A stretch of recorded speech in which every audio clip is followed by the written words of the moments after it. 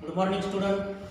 तो देखो 9th standard के स्टूडेंट, मैंने सबसे पहले आपको पहली इकाई में से जो 2 पार्ट पढ़ाए हैं तो वो उसमें चांदेरा ये पत्ते विदा और उसके बाद बिल्ली का बिलम उड़ा ये हास्य कहानी भी मैंने आपको पढ़ाई है। काव्य विदा की हास्य कहानी जो है राजेंद्र लाहंडा जी ने वो भी मैंने आपको पढ़ाई है और उसके ऊपर मैंने क्वेश्चन आंसर यानी कि असाइनमेंट भी सेंड की है आपको, तो आपने सॉल्व की होगी वो शायद।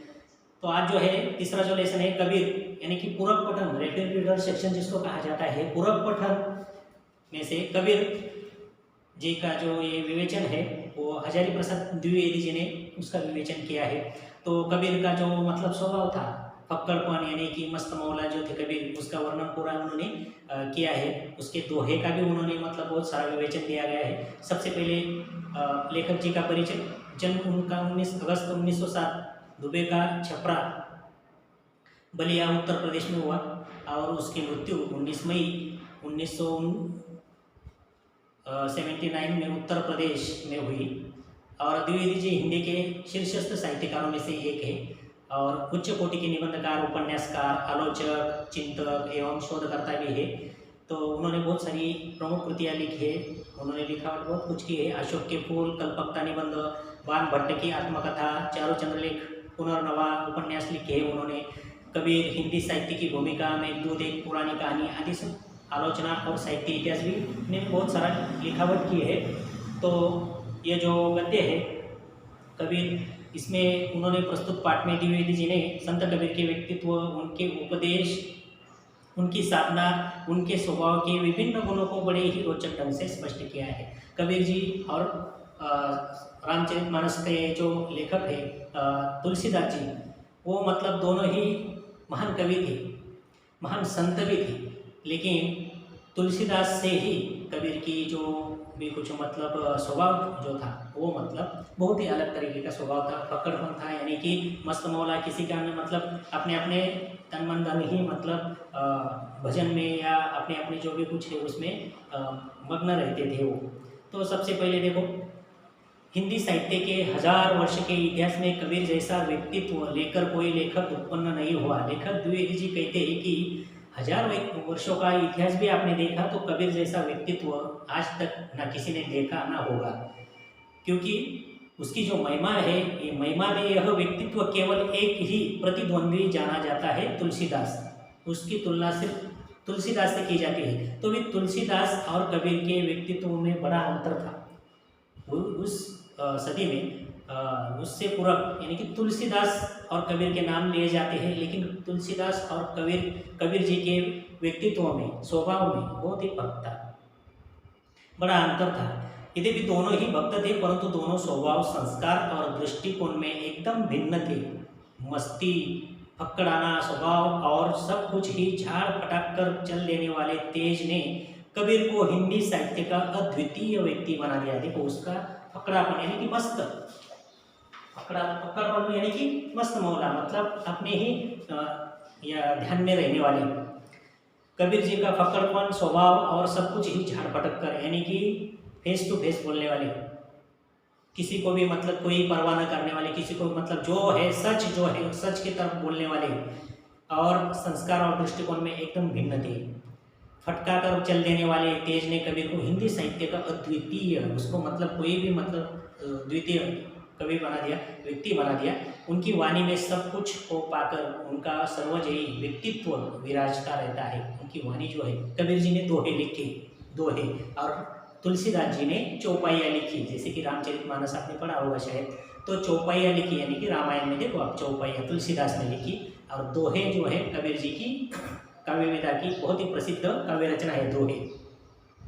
उसने कबीर की वाणी में अनन्य साधारण जीवन रस भर दिया है। कबीर की वाणी का अनुकरण नहीं हो सकता। देखो द्विवेदी जी, कबीर हजारी प्रसाद जी कहते हैं कि कबीर की वाणी का कोई भी अनुसरण नहीं कर सकता, ना हुआ है आज तक। अनुकरण करने की सभी चेष्टाएं व्यर्थ सिद्ध हुई है। उनके अनुकरण जैसे कि उनके जैसे दोहे लिखने वाले भी बहुत कुछ है, लेकिन उनके जो दोहे हैं उनमें जो मतलब अर्थ, मर्म भरा जो अर्थ दिया गया है वो किसी ने ना आज तक लिखा है ना लिख पाएंगे। कबीरदास की वाणी वह लता है जो योग के क्षेत्र में भक्ति का बीज पड़ने से अंकुरित हुई है। देखो हजारी प्रसाद जी कहते हैं कि कबीर जी की जो वाणी है यानी कि वो जो मधुरता है वाणी में, वो किसी भी क्षेत्र का मतलब जहाँ पे भी जाए वहाँ पे मतलब उसका बीज अंकुरण हो सकता है, ऐसी उसकी वाणी है। उन दिनों उत्तर के हठ योगी और दक्षिण के भक्तों में मौलिक अंतर था। उन सदी में, उन क्षण जब उत्तर के हठ योगी यानी कि ये योग का एक प्रकार है हठ योग। ये हठ योगी और दक्षिण के भक्तों में मौलिक अंतर था, यानी कि ये भारत देश में उत्तर और दक्षिण के दोनों ही जो भक्त थे उस समय में, उसमें अंतर था। क्या अंतर था? एक टूट जाता था पर झुकता न था। एक पंथ यानी कि एक पथ ऐसा था कि एक टूटता था लेकिन झुकता नहीं था, दूसरा झुक जाता था पर टूटता नहीं था। झुकते थे लेकिन टूटता नहीं थे। दोनों में दोनों अंतर थे ना, एक यानी कि उत्तर के और एक दक्षिण के, यानी कि दोनों दिशा के दो जो पंथ थे, दो जो संत के जो मतलब गुट थे, उसमें दोनों में ये अंतर था, बड़ा अंतर था। तो एक झुक जाता था और एक झुकता था लेकिन टूटता नहीं था। एक के लिए समाज की ऊंच नीच भावना मजाक और आक्रमण का विषय था। एक समाज की भावना मतलब जो भी ऊंच नीच का जो है, जाति पाति वर्ण जो रहते हैं ना, वो चतुर्वर्ण जो जाति पाति का भेद मानने वाले थे और एक भेद न मानने वाले थे, यानी कि द्वैत अद्वैत कहा जाता है उसमें। द्वैत यानी कि देव को सिद्धता, देव की सिद्धता यानी कि भगवान की भक्ति को सिद्धता मानने वाले, और एक अद्वैत वाले यानी कि जो मतलब नास्तिक, जिसको मतलब किसी भी देव धर्म की कोई भी उसके बारे में कोई फिक्र नहीं, वो मतलब द्वैत अद्वैत, ये मराठी में भी है और हिंदी में भी द्वैत अद्वैत मतलब जानने वाले लोग थे। तो एक टूट जाता था लेकिन झुकता नहीं था, एक झुकते थे तो लेकिन टूटता नहीं था, ऐसे दोनों पंथ थे। ऊंच नीच का एक ऊंच नीच की भावना मजाक और आक्रमण का विषय करते थे, तो दूसरे के लिए मर्यादा और स्फूर्ति का संसार में भटकते हुए जीवों को देखकर करुणा के अश्रु से वे कातर नहीं हो आते, बल्कि और भी कठोर होकर उसे फटकाकर बताते थे। लेकिन देखो, एक ऐसे थे कि किसी का भी नहीं कहना मानते थे, जो सच है सच की और सच की ओर ही बढ़ते रहते थे, और एक जो है मतलब अपना जो है दोनों ही मतलब अलग अलग तरह के पंथ थे वहाँ पे। वे सर्व जगत के पाप और उन अपने ऊपर ले लेने की वांछा से ही विचलित नहीं हो पड़ते, बल्कि और भी कठोर और विशिष्ट होकर सुरत और विरत का उपदेश देते थे।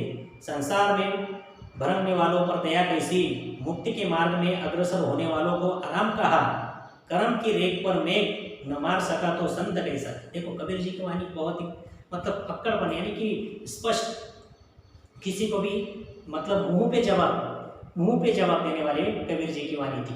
वो मतलब बोलते हैं कि आराम कहा, जो संत लोग है उसको आराम कहा है, कर्म की रेखा पे, यानी कि अपना कर्म जो उन्होंने सत्संग लिया है, सेवा ली है, भक्ति ली है, तो उसको आराम कहा से, और उन्होंने जो आराम किया तो उसके ऊपर मैं ही क्या, यानी कि मतलब उसमें अर्थ ही क्या, कौन उसको संत कहा है कहेंगे? कोई भी उसको संत नहीं कहेगा। संत ने अपने मार्ग में चलते समय सभी को क्या करना चाहिए, सबको एक साथ लेके चला जाना चाहिए। अगर जो लोग द्वैत अद्वैत में फर्क करते हैं, यानी कि द्वैतवादी जो लोग रहते हैं वो मतलब देव को मानने वाले, वो संतों के मतलब सत्संग में चले जाते हैं या संतों के पास से गुजरते हैं, लेकिन देव के अस्तित्व नहीं मानने वाले नहीं आए तो उसको राम राम कर देने का, उसको जयराम जी कर देने का और आगे चले जाने का, वो मतलब स्पष्ट वक्ते थे। कबीर जी की वाणी जो है मतलब बहुत ही कठोरतापूर्ण थी, लेकिन वो सच की वाणी बोलते थे।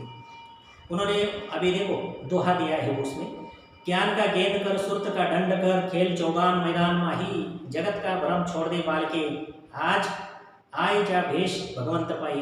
अरे मतलब वो जो कहते थे, कबीर जी कहते हैं कि ये सब मोह माया त्याग दे बंदे, और भगवंत के पास चला जाना है, देव के पास चला जाना है, अपने आखिरी मंजिल तक चला जाना है, तो ये सब कुछ छोड़ दे, संसार रूपी माया छोड़ दे, आगे चल, तुझे सब कुछ मिलेगा, सब कुछ तेरा जन्म मतलब अच्छा हो जाएगा या पवित्र हो जाएगा। जगत का भ्रमार छोड़ दे बाल के, आय जा वेश भगवंत पाही। भगवंत को देखना है, ईश्वर को देखना है, जिसको देखना है वो मतलब आप ऐसे करेंगे तो भी आपको दिखाई देगा। अखड़ता कबीरदास का सर्वप्रधान गुण है। जब वे अवधूत या योगी को संबोधन करते हैं तभी उनकी अखड़ता पूरे चढ़ाव पर होती है। देखो, योगी यानी कि योगी भी कैसा होना चाहिए उसका भी उन्होंने वर्णन किया है। जो संत है, संत भी कैसा होना चाहिए उसका भी उन्होंने वर्णन किया है। इसीलिए उनका जो अखड़ता जो स्वभाव है, यानी कि स्पष्ट बोलने वाले, यानी कि मुंह पे बोलने वाला जो स्वभाव है उसका, वो दिखाई देता है।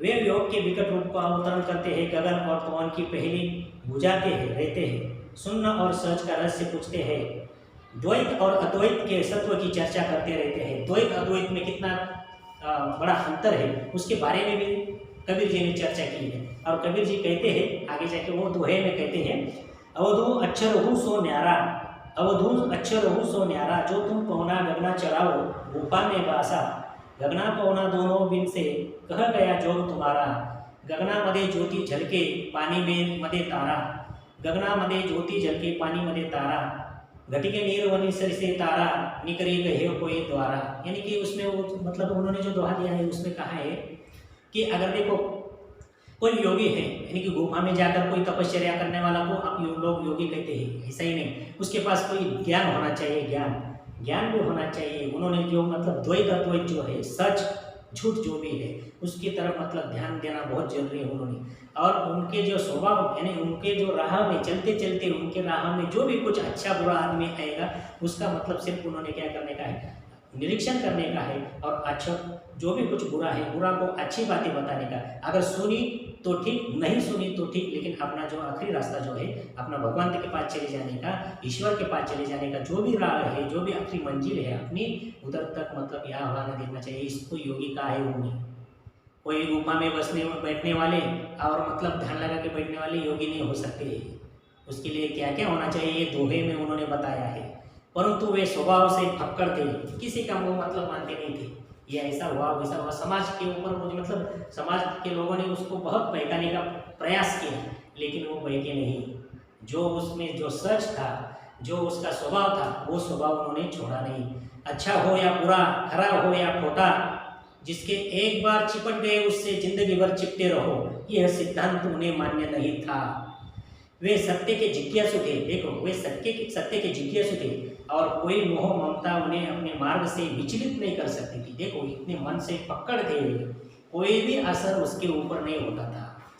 वे अपना घर जलाकर हाथ में मुराड़ा लेकर निकल पड़े थे और उसी को साथी बनाने को तैयार थे जो उनके हाथों में अपना भी घर जलवा सके। देखो, उन्होंने एक मशाल मुराड़ा यानी कि एक जलती हुई मशाल लेकर वो मतलब घरदार का त्याग कर छोड़कर वो चल रहे थे भगवान के यहाँ आखिरी मंजिल तक। और जिसको अपने साथ लेकर चले गए उसका भला ही हुआ, और मतलब जो नहीं आए उसको राम जी की कहकर वो आगे ही बढ़ते रहते थे। हम घर जा रहा अपना, वो कहते हैं अपने दोहे में कहते हैं कबीर जी, हम घर जा रहा अपना लिया मुराड़ा हाथ, अब घर जा रो दासों का जो चले हमारे साथ। अरे हमारे साथ जो चलेंगे उनको सब मतलब संसार दुनिया सब कुछ छोड़कर आगे चले जाने का है। मतलब जो प्राप्त जो दुनिया है उसके पास जाना है, भगवान के पास, ईश्वर के पास चले जाना है। घरदार को छोड़ दो, दुनियादारी को सबको छोड़ दो, जो